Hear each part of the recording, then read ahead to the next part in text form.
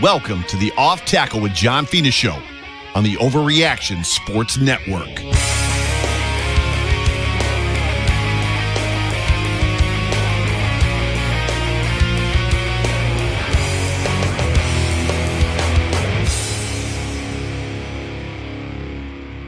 Well, what is going on, everybody? Welcome everybody into the Off Tackle with John Fina show on the Overreaction Sports Network, powered by Believe and brought to you by Big Bear Barbecue Supply in Depew, New York, the only barbecue supply store with all of the rubs, all of the pellets, the smokers, the classes, everything that you can do. The only one in Buffalo. So if you need some supplies, some barbecue supplies, or you want to learn how to be a chef like that guy, John Fina, you can jump out there. But we'll talk more about that in a minute. But ladies and gentlemen, so good to have you. My name is Joe Miller. You can find me on Twitter at Joe Miller Wired. Please do us a favor. Please please subscribe, whatever podcast you are consuming or whatever platform you're consuming this podcast or vidcast on. Please like it.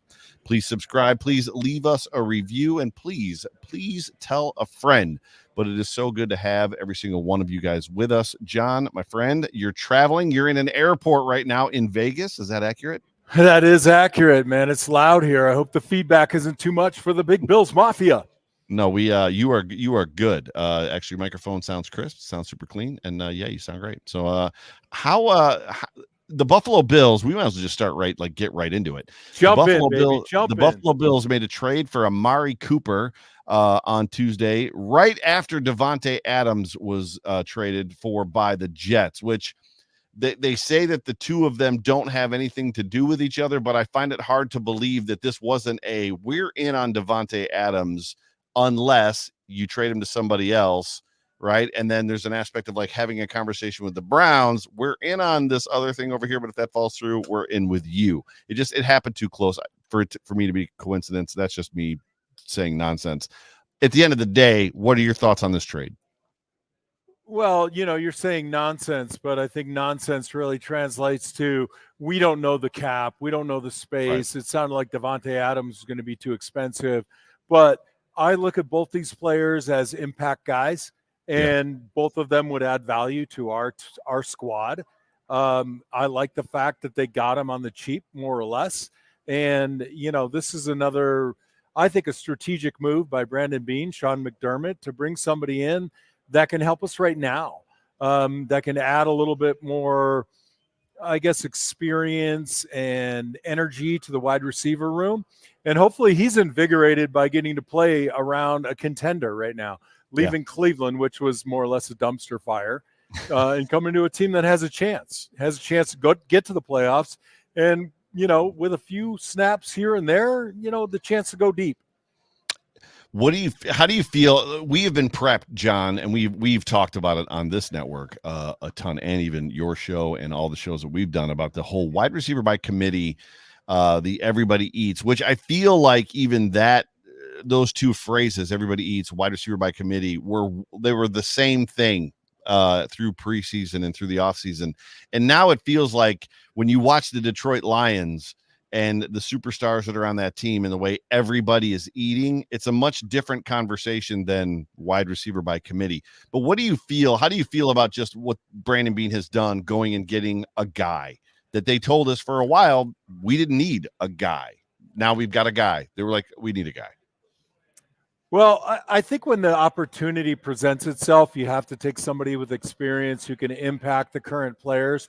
I think the wide receiver by committee, finger quotes implied, is not a bad concept, but there can be a rejuvenation by adding another personality, adding more experience that'll really kind of offer a little bit more insight from a 10 or 11-year guy in that meeting room, just about the techniques and, the sort of body movements, coming in and out of cuts, for the younger guys, or the guys that we have experienced guys, but some of them lack on-field experience. So hopefully that levels us up a little bit more, and we're able to really deliver some big plays, right? We're lacking big plays, big downfield plays. Maybe another personality gets everybody kind of rejuvenated. Love it. Absolutely love it. Well, let's move into this past week's football game on Monday Night Football. The Buffalo Bills, the 3-2 Buffalo Bills, go on to defeat the New York Jets to move to 4-2 in a game that was fun to watch. We did the post game show on Monday night after the game, and there was a lot of good. I feel like we digested that post game show and that excuse me, that game and talked about it pretty thoroughly, pretty well, as far as the good that was there. Some of the bad that was not the bad, some of the stuff that maybe wasn't as good as it could have been, whether it was lack of execution, penalties, just in-game gaffes, coaching issues, drops, things like that.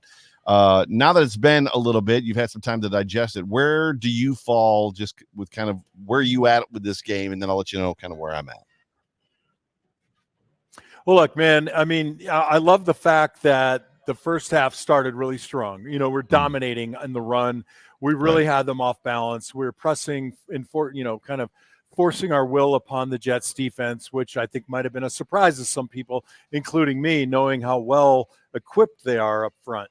And then, you take that last play of the second quarter and it changes the game immeasurably. Right. And then the second half just became a what the hell is going on here kind of battle between the officials, the Jets, the Buffalo Bills. Good luck, bad luck. But I think by and large, you're just looking for a team that can coalesce, that can come together and say, by hook or by crook, we are going to take this game from the green team. It wasn't pretty.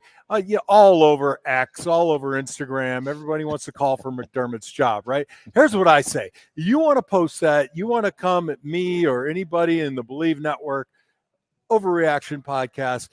Don't tell me McDermott has to go. Put me 5 guys up to replace him and tell me why, right? Yeah.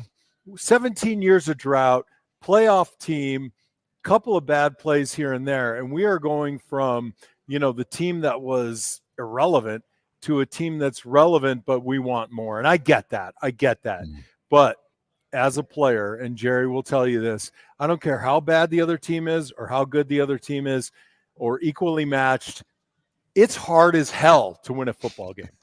And 4 quarters of football, when the ball isn't round, it bounces in weird directions. Yes, it does. If you can corral that thing and if you can muster up a victory, it doesn't solve all your problems. It doesn't eliminate any questions, but you can address them from a feeling of confidence that you came away in a hard-fought victory.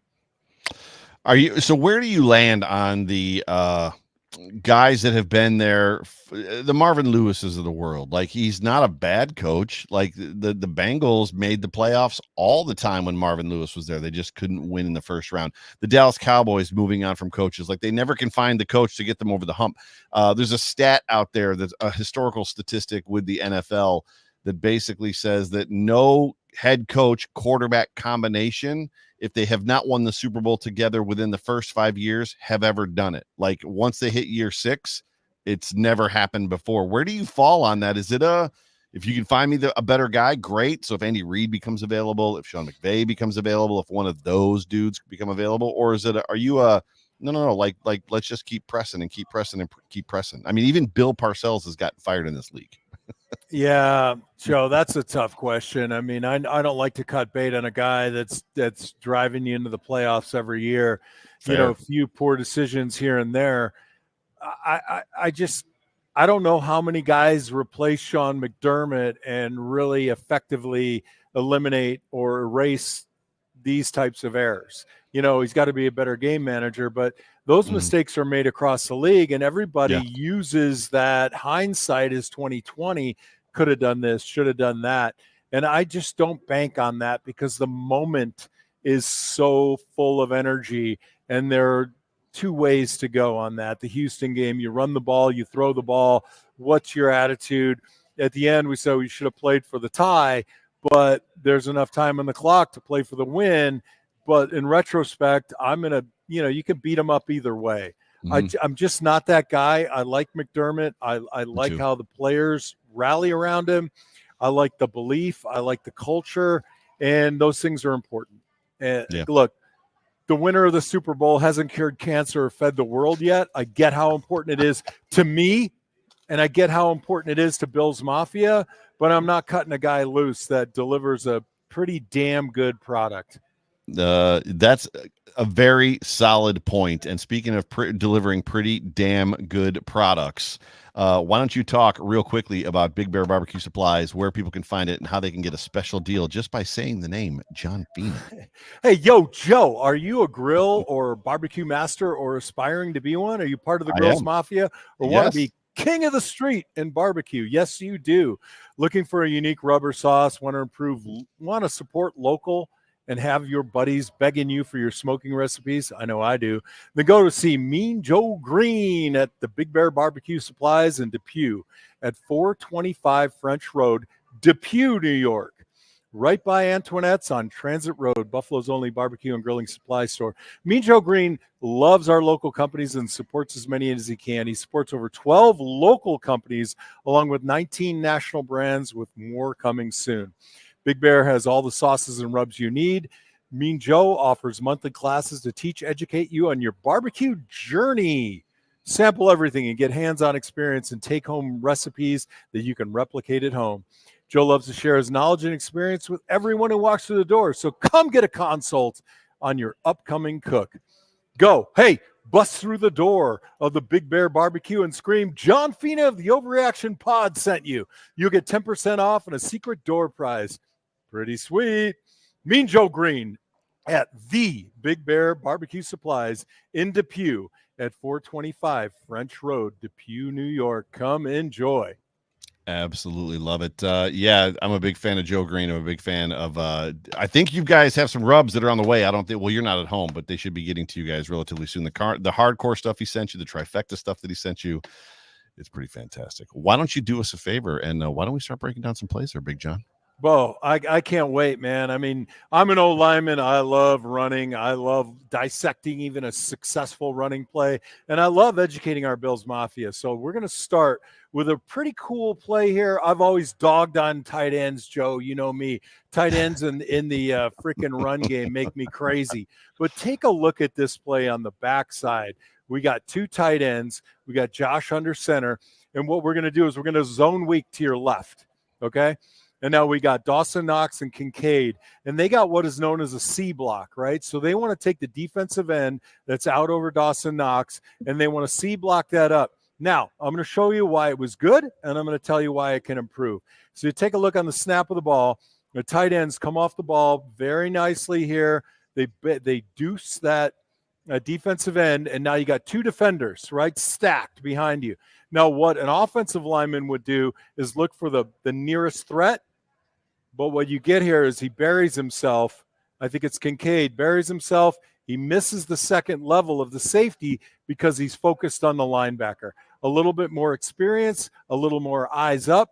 He gets a chip on that safety, and this play goes maybe for an extra 5, maybe goes for an extra 6. Overall, very impressed by the blocking up front in this game. Tight ends did a hell of a job. That's an example of really doing a pretty fair job on a guy that typically overpowers a tight end. So, hey, guess what? I'm all for it. We've watched this Buffalo Bills offensive line struggle for years against that Jets defensive front, which is and has been elite for a very long time. I mean, not a lot. They're the number one rush defense in the league. They boast somewhere near the top, if not in the top 5 every year. What was the difference in this game? Why did we have so much success? And how many different run concepts? You always call out how many concepts we ran. How many different concepts were there, and why did they have so much success this time? I'll give you 2 things right here. All right, I think we ran 2 run concepts. We ran weak zone a lot. Okay, it was a mindset. We're going to take them man to man, and we're going to win at the point of attack. And then when we win at the point of attack, we're going to move to the next level and pick up that linebacker. You know, there's always going to be little failures, but when you get a chip at the next level and you can affect a linebacker's movement toward the ball, that translates into 1, 2, or 3 extra yards. And when every running play is designed to get about 4, if you can come up with 5, 6, or 7, that is such a great impact. Point number 2, Deion Dawkins. I love the guy. Shit talking, brash, tough as nails, not afraid to throw it out there. I wasn't like that, man. I didn't want to hype those other guys up. But I think his attitude toward this game really just kind of resonated with the guys, and they were amped up to come out and go face-to-face with the Jets, and it was brilliant. And I just got to say, the variety of formations that are used, and I'm leading into the next play here, have been really great. And I looked at this play a lot. 2 reasons. Number 1, why did they do it? Number 2, what happens next? I'm going to put it up here on the stage for you. All right, take a look at this formation. Right, that's Dawson Knox lined up at tight end. Over here, we got Alec Anderson, an offensive lineman, on the outside, right? Okay, why? Why do you want to do that? I'll tell you. The first reason is offensive linemen do a better job stalking at the second level with a stronger base underneath them to affect the linebacker at that second level. The second reason is wait. As opposed to what? They do a better job stalking at the second level as opposed to what? As opposed to a tight end moving in space, interior between the tackles. They're just not as comfortable there. Gotcha, so why not put the tight end on a guy with his hand on the ground and let him get a tie and let the offensive lineman who's better working in space at the next level between the tackles move up to that level. So here's a good look at it. I'm going to run it one time, and I'm going to pull it back to the beginning. You see Alec Anderson gets a bump on him. It's not a huge block, but what he does is he draws his attention. The linebacker has to pay attention. Dawson Knox gets a tie at the point of attack because he's an athlete, and he can go ahead and just make that block right where it is. Okay, take a look. I'll freeze it right there. Dawson Knox gets the tie. Alec Anderson moves to the next level, gets a bump on that linebacker. We're covered up in the middle. Osiris Torrance gets a bump on his linebacker. We get a nice little gain, right? Nothing spectacular. Let's go back to the alignment. Here's why this is really cool. We're running the hell out of the ball in weak zone. And when I say weak zone, I mean we're running it away from the tight end toward Deion Dawkins in this instance. People tend to forget about a number 70 jersey lined up as an eligible receiver.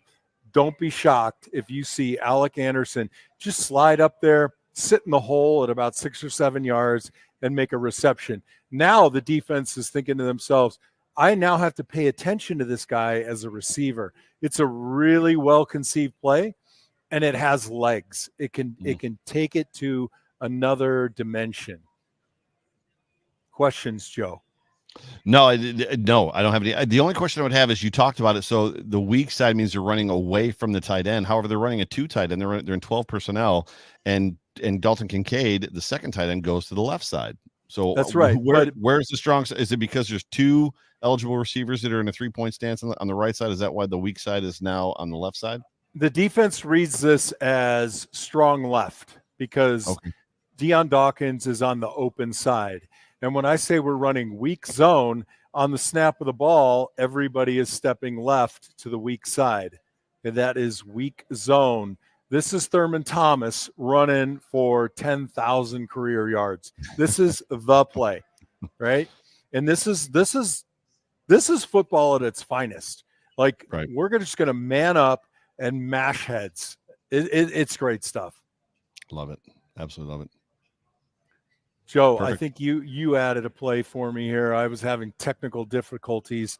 This play, I'm going to flip to the defensive side of the ball because I just want everybody to appreciate what we have in the absence of Matt Milano, Dorian Williams stepping in, Terrell Bernard coming back. These guys are all over the field. Joe, I could have picked 3 or 4 or 5 or 6 different plays. Here's the reason I love this one. This one is absolutely awesome.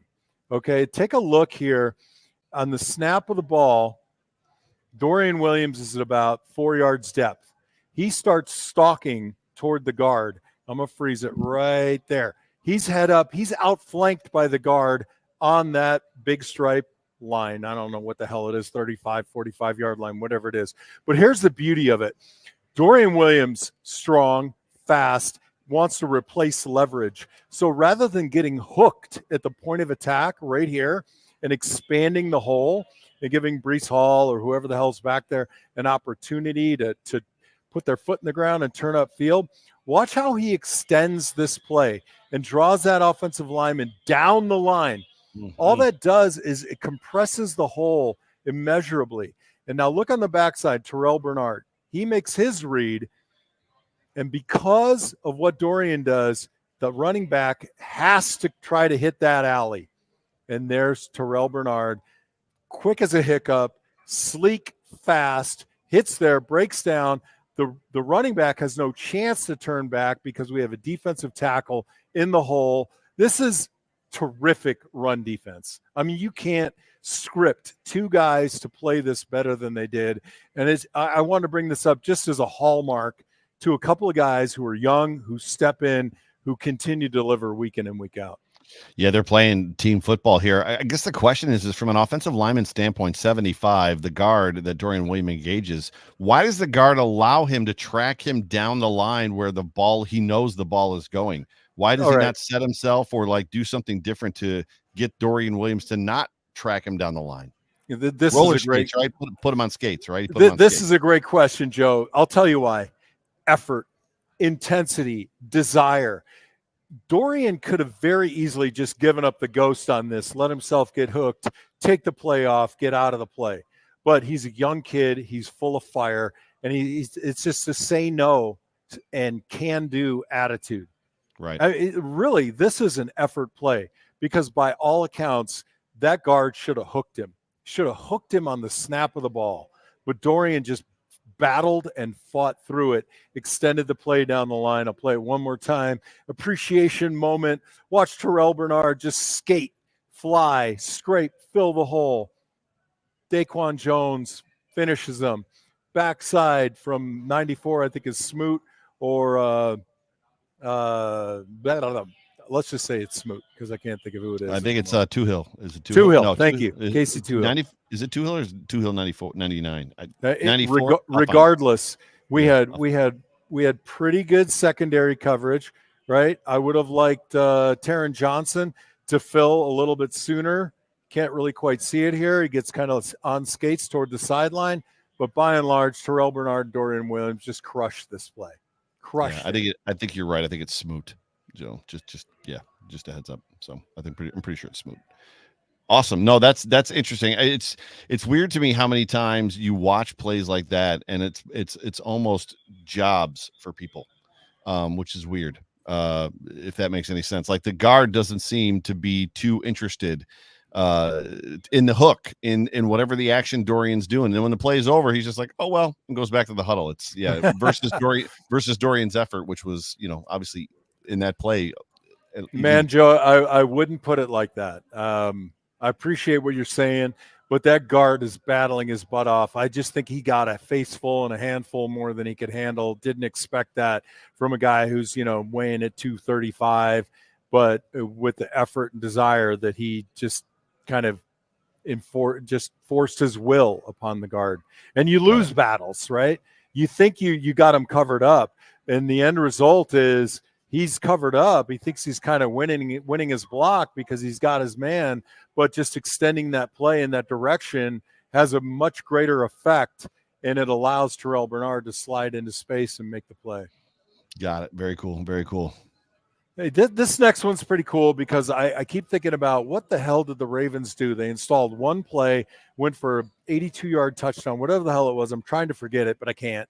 And I love this idea. You don't see a lot of true draw anymore, Joe. I mean, true draw with almost like a drop back, a hesitation, and a handoff. And this is a great example of a play that very few teams run anymore, and mostly because of the athleticism of the front four on defenses that they play. But we found an opportunity. We had enough upfield rush where we went ahead and ran a true old-fashioned, old-school draw play. And what's cool about this is the key block on this is at the tight end position, because this is angle blocking, right? This is sort of, it's pin and pull without the pull. It's pin and replace. So Osiris Torrance blocks out on Spencer Brown's guy. Spencer stalks the linebacker in front of him, 56.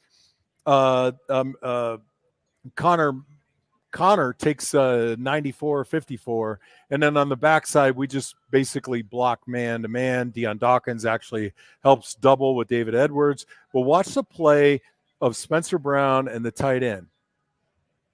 Give it to you one time.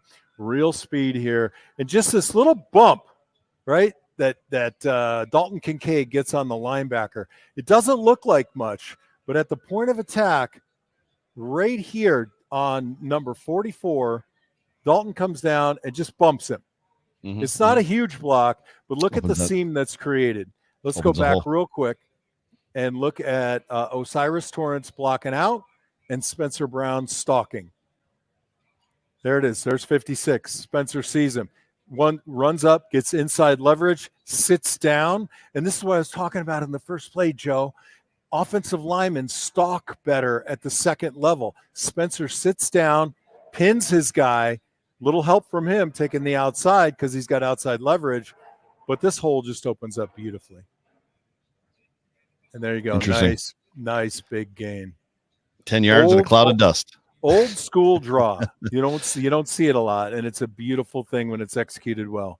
Absolutely love it. Thank you for that. That was some good information. So when you look at how the Bills have kind of corrected what they did against the Ravens, what they did against the Texans into that week against the Jets, what are you looking forward to, or what do you feel is going to happen? Where they're going to be against the Titans this week? Kind of a preview, if you will.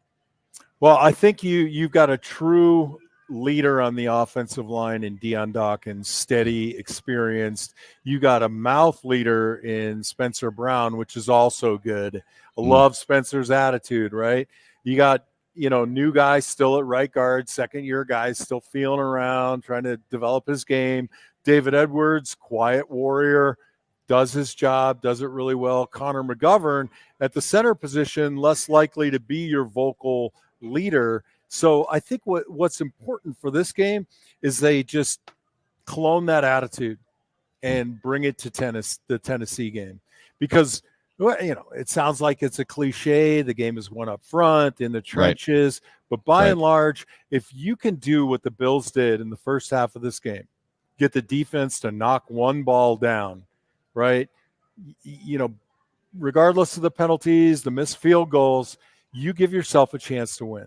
Yeah. And if we don't bring the game to the Titans between the tackles, I would be surprised. If these guys aren't carrying that emotion, if they didn't spend it all in New Jersey and they can amp it up again, you take this Titans team that's down and out right now, and what we always say is, put a fork in them. Just come out fast and deliver. Right. Super good. It's funny because on the Manning cast on ESPN for this football game, Bill Belichick was on it in the first quarter and a half, and his keys to the game were basically keeping the Bills from running outside, because if they stop them on the outside, they'll shut the run game down, because there was no way that they were going to be able to run inside between the tackles, and the Bills just ran inside between the tackles the whole game. The first run was outside. Yeah, Ty Johnson took off on the outside, as he was saying it, and then you just saw it develop, and it was and then Eli was like, they seem to be running up the middle pretty good here. So I almost chose that play with Ty Johnson.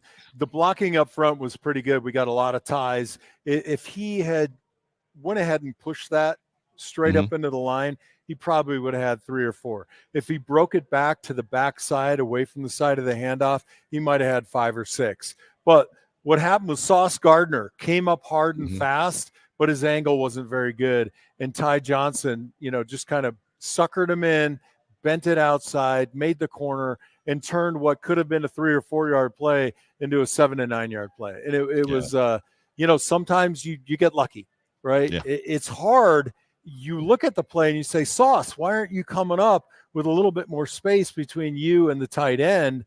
But as the game is flowing, and these things happen in milliseconds, it's hard to maintain that relationship. It's easy to slow-mo it and go back and fill that gap, bust that guy in the face, but it just doesn't happen that way in the game, Joe. Yeah, for sure, for sure. Excellent. Well, John, that was awesome. Good job as always. It's always great to hear you break down film, and it's something that the fans and the listeners I know love very much. Do us a favor, be very careful, get home safe, all that good stuff. And when you get those rubs from Big Bear Barbecue Supply, we're gonna look for some video from you cooking with them and then taste testing.